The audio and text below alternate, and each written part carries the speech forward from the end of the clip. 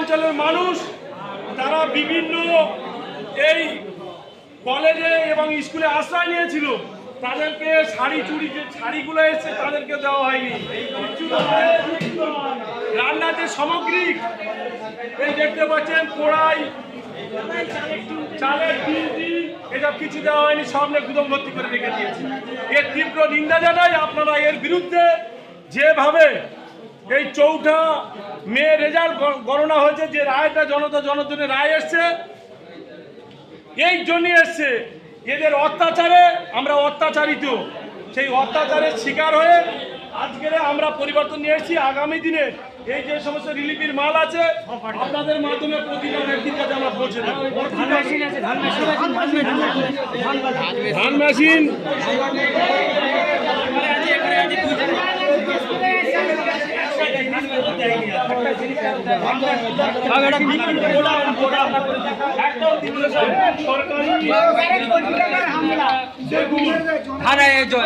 ধান চাষ হয়ে গেছে, আপনারা জানেন, গরমের চাষ হয়ে গেছে, কেউ একটা মেশিন পায়নি, কেউ ধান ঝাড়াও মেশিন পায়নি।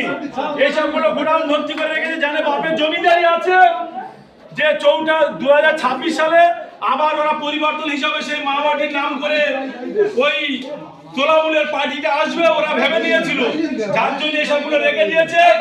ওই মেশিন, যে ধানের বিষ মারা মেশিনগুলো আছে দেখতে পাচ্ছেন, এটা কোনো জনগণের দেয়নি।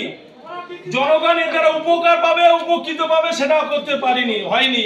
এরা কত বড় জালেম, কত বড় নির্যাতন, আপনারা সেটা দেখছেন ভিডিও লাইভের মাধ্যমে। শয়ে শয়ে এই ধান ঝাড়া মেশিন, এ তো জনগণের ট্যাক্সের টাকা, কেন ওরা পাবে না? এ অধিকার তো ওদের, কেন পঞ্চায়েত থেকে সবগুলো দেওয়া হলো না? আমরা বিডিও সাহেবের কাছে প্রশ্ন করতে চাই। বিডিও উন্নয়ন, সমস্ত উন্নয়ন আধিকারিক বিডিও সাহেব, আপনার কাছে আমরা প্রশ্ন করতে চাই, কেন সাধারণ এই সারাগঞ্জ গ্রাম পঞ্চায়েতের অধীনে যে সমস্ত মানুষ আছে চাষে, তারা হাড় হিম করে যে চাষ করে, ফসল ফলায়, তারা কেন এই মেশিনটা পাবে না? তারা কেন এই বিষ মারা যে মেশিনটা তারা পাবে না?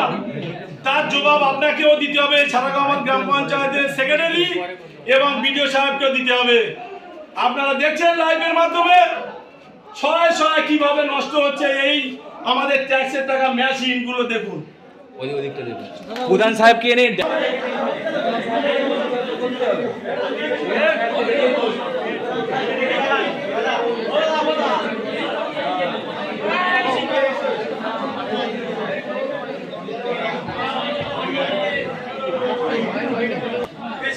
গ্রাম পঞ্চায়েতের হোটেলটা দেখুন, এখানে 2 নম্বরই কাজ করে, আর এখান থেকে বাড়ি যায় না, এখানে খাওয়া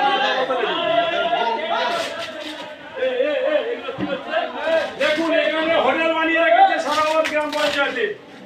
এর তীব্র নিন্দা জানাই। সারাগঞ্জ গ্রাম পঞ্চায়েতে যে হোটেলটা আপনি দেখে যান, এখানে কেন রান্না বান্না হবে আর কারা খাচ্ছে? এটা বিডিও সাহেব এবং সারাগঞ্জ অঞ্চলের সেক্রেটারি সাহেবকে আমি বলবো, যেটা কাদের মাধ্যমে রান্নাটা হচ্ছে সেটা আপনার তদারকি করতে হবে, বিডিও সাহেবকে নজরে নিয়ে আসতে হবে। এই দেখুন, আমাদের ট্যাক্সের টাকায় এই যে রিলিফের মাল এসেছিল, আমাদের ট্যাক্সের টাকায়, কেন এসব ভেঙে পড়ে আছে? আমাদের ট্যাক্সের টাকায় এই রিলিফের মাল এসেছিল, কেন পড়ে আছে ভেঙে? এর জবাবটি এই সেক্রেটারি সাহেবের দিতে হবে। এবং সঙ্গে সঙ্গে বিডিও সাহেবকে বলবো, কেন আপনি এইসবগুলো দেখেননি? কেন জনগণ পায়নি?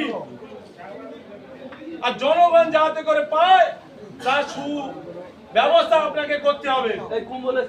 আজকে কম্বল আছে, কেন রিলিফের কম্বলটা আজকে শীত চলে গেছে, সেই রিলিফের কম্বল এখানে পড়ে থাকবে কেন? শীতের সময় তারা পায়নি কেন? তার জবাবদি এই সেক্রেটারি সাহেব এবং বিডিও সাহেবের করতে হবে।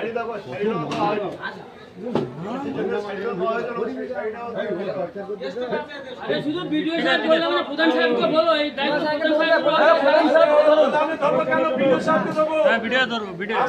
ভিডিও সাহেবকে চিনি আমরা, প্রধানকে চিনি না। প্রধান আমাদের নয়। প্রধান কি আমাদের?